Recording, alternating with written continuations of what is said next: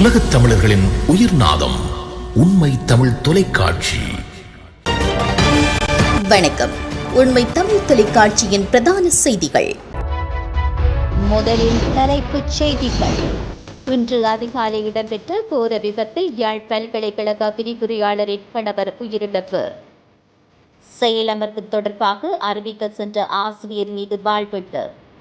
இலங்கையில் தாக்கப்பட்ட வெளிநாட்டவர் போலீசார் வெளியிட்ட முக்கிய தகவல்.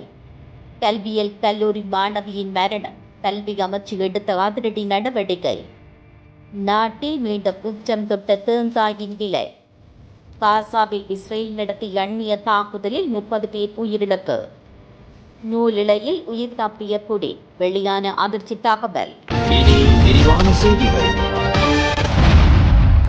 யாழ் கண்டி பிரதான வீதியில் வவுனியாவின் ஓமத்தை பகுதியில் இன்று அதிகாலை 4:40 மணியளவில் இடம்பெற்ற வாகன விபத்தில் ஒருவர் உயிரிழந்ததுடன் 3 காயமடைந்துள்ளனர்.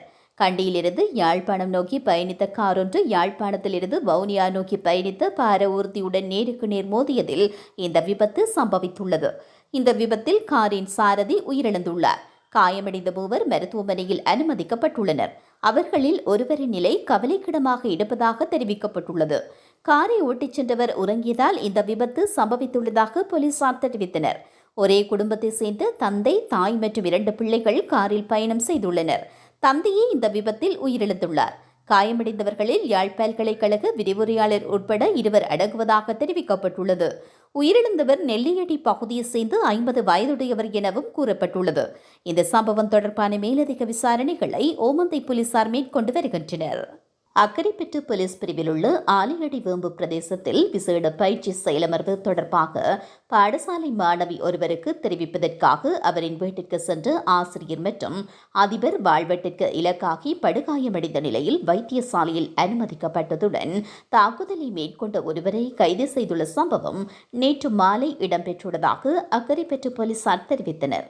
குறித்த பிரதேசத்தில் உள்ள பாடசாலையில் கல்வி கற்று வரும் காப்போத்தா சாதாரணதர மாணவர்களுக்கு விசேட பயிற்சி செயலமர்வு ஒன்று தம்பட்டை பிரதேசத்தில் இன்று இடம்பெற உள்ளதை அறிவிப்பதற்காக அதிபரின் உத்தரவுக்கு அமைய நேற்று மாலை மாணவி ஒருவரின் வீட்டிற்கு குறித்த ஆசிரியர் மோட்டார் சைக்கிளில் சென்றார்.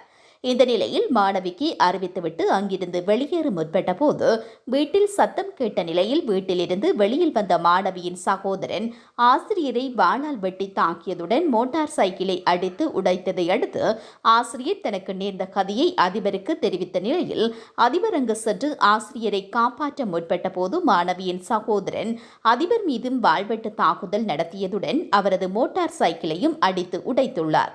இந்த சம்பவம் குறித்து போலீசாருக்கு அறிவிக்கப்பட்டதை அடுத்து சம்பவ இடத்திற்கு சென்ற போலீசார் தாக்குதல் நடத்தியவரை கைது செய்துள்ளதாகவும் அவர் மதுபோதையில் இருந்ததாகவும் அவரை நீதிமன்றில் முன்னிலைப்படுத்த நடவடிக்கை எடுத்ததாகவும் தெரிவித்துள்ளனர். இலங்கையில் பிலிப்பைன்ஸ் நாட்டவர் ஒருவர் தாக்கப்பட்ட காணொளி தொடர்பில் போலீஸ் தரப்பு தகவலை வெளியிட்டுள்ளது. சமூக ஊடகங்களில் அதிகமாக பகிரப்படும் குறித்த காணொளியில் பிலிப்பைன்ஸ் நாட்டவர் ஒருவரை இலங்கையர் ஒருவர் தாக்கும் காட்சி பதிவாகியுள்ளது. இந்த சம்பவம் 2024 பிப்ரவரியில் மாத்தறை வெலிகம பகுதியில் நடந்தது என்று போலீசார் தெரிவித்தனர். இந்த சம்பவத்தில் பாதிக்கப்பட்ட பிலிப்பைன்ஸ் சுற்றுலா பயணி கடந்த ஆண்டு பிப்ரவரி 14ஆம் தேதியன்று பெலேனா கடற்கரையில் வைத்து தாம் தாக்கப்பட்டதாக முறைப்பாடு ஒன்றை வழங்கியிருந்தார். இதனை அடுத்து 24 வயதான சந்தேக நபர் அதே நாளில் கைது செய்யப்பட்டு மாத்தறை நீதிமன்றத்தில் முன்னிலைப்படுத்தப்பட்டதாக போலீசார் தெரிவித்தனர். எனினும் சமூக ஊடகங்களில் இந்த சம்பவம் அண்மையில் இடம்பெற்றதைப் போன்று காட்டி பொதுமக்களை தவறாக வழிநடத்தி நாட்டின் நற்பெயருக்கு சேதம் விளைவிப்பதாக போலீஸ் தரப்பு தெரிவித்துள்ளது. வயம்பு தேசிய கல்வி கல்லூரியில் 2ஆம் ஆண்டு மாணவியொருவர் சமீபத்தில் தனது விடுதியில் தற்கொலை செய்து கொண்டார். மன அழுத்தம் காரணமாக தற்கொலை நடந்திருக்கலாம் என்று குடும்பத்தினர் தெரிவித்தனர். இருப்பினும் இந்த சம்பவம் குறித்து உடனடியாக விசாரணை நடத்த வேண்டும் என்று பல்வேறு தரப்பினரும் கோரிக்கை விடுத்திருந்தனர். இதன்படி மாணவியின் தற்கொலை சம்பவம் குறித்து கல்வி அமைச்சு விசாரணைகளை ஆரம்பித்துள்ளது. உப்பு பற்றாக்குறைக்கு மத்தியில் தற்போது தேங்காயின் விலையும் அதிகரித்துள்ளதாக தகவல்கள் வெளியாகியுள்ளது. கொழும்பில் நேற்று நடைபெற்ற ஊடக சந்திப்பின் நுகர்வோர் முன்னணி குறித்த விடயத்தினை தெரிவித்துள்ளது. இதன்படி தேங்காய் ஒன்று 200 ரூபாவிற்கும் அதிகமான விலையில் விற்பனை செய்யப்படுவதாக அந்த முன்னணியின் தலைவர் அசேல சம்பத் தெரிவித்துள்ளார். அத்துடன் தற்போது சந்தையில் 245 ரூபாய் முதல் 250 ரூபாய் வரையில் தேங்காய் விற்பனை செய்யப்பட்டு வருவதாகவும் அவர் கூறினார். இந்த வருடத்தின் மே மற்றும் ஜூன் மாதங்களில் தேங்காய் அறுவடையில் அதிகரிப்பு எதிர்பார்க்கப்படுவதாக லுணுவில தேங்காய் ஆராய்ச்சி நிறுவனத்தின் தலைவர் அண்மையில் தெரிவித்திருந்தார். இந்த நிலையில் தேங்காய் விலை குறைவடையும் என எதிர்பார்க்கப்பட்ட நிலையில் தேங்காயின் விலை மீண்டும் அதிகரித்துள்ளதாக தெரிவிக்கப்பட்டுள்ளது. காசா பகுதியில் ஞாயிற்றுக்கிழமை இஸ்ரேலிய ராணுவம் மேற்கொண்ட தாக்குதல்களில் குறைந்தது 30 பாலஸ்தீனியர்கள் உயிரிழந்தனர். இதில் ஒரு மூத்த மீட்பு சேவை அதிகாரி மற்றும் ஒரு பத்திரிகையாளர் ஆகியோர் அடங்குவதாக சுகாதார அதிகாரிகள் தெரிவித்தனர். அண்மைய இறப்புகள் தெற்கில் கான் யூனிஸ், வடக்கில் ஜபாலியா மற்றும் மத்திய காசா பகுதியில் நுசைராட் ஆகிய இடங்களில் இஸ்ரேலிய தாக்குதல்களால் ஏற்பட்டதாக மருத்துவர்கள் தெரிவித்தனர். ஜபாலியாவில் ஞாயிற்றுக்கிழமை அதிகாலையில் அவரது வீட்டை தாக்கிய வான்வழி தாக்குதலில் உள்ளூர் பத்திரிகையாளர் ஹசன் மஜ்ஜி, அபு பர்தா மற்றும் பல குடும்ப உறுப்பினர்கள் கொல்லப்பட்டதாக அவர்கள் தெரிவித்தனர். நுசைராத்தில் நடந்த மற்றொரு வான்வழி தாக்குதலில் பிரதேசத்தின் சிவில் அதிகார சேவையின் மூத்த அதிகாரி அஷ்ரப் அபு நார் மற்றும் அவரது மனைவி அவர்களது வீட்டில் கொல்லப்பட்டதாகவும் மருத்துவர்கள் தெரிவித்தனர். அபு பர்தாவின் மரணத்துடன் 2023 அக்டோபர் முதல் காசாவில் கொல்லப்பட்ட பாலஸ்தீன பத்திரிகையாளர்களின் எண்ணிக்கை 220ஆக அதிகரித்துள்ளதாக ஹமாஸ் நடத்தும் காசா அரசாங்க ஊடக அலுவலகம் தெரிவித்துள்ளது. இதேவேளை தரைப்படைகள் அல்லது வெளியேற்ற உத்தரவுகள் மற்றும் குடியிருப்பாளர்களை அவர்களின் வீடுகளில் இருந்து விலக்கி வைக்கும் குண்டுவீச்சுகள் மூலம் காசா பகுதியில் 77% இஸ்ரேலிய படைகளின் கட்டுப்பாட்டில் இருப்பதாக காசா ஊடக அலுவலகம் ஒரு தனி அறிக்கையில் தெரிவித்துள்ளது. மீண்டும் தலைப்புச் செய்திகள். இன்று அதிகாலை இடம்பெற்ற கோர விபத்தில் யாழ் பல்கலைக்கழக விரிவுரையாளரின் கணவர் உயிரிழப்பு.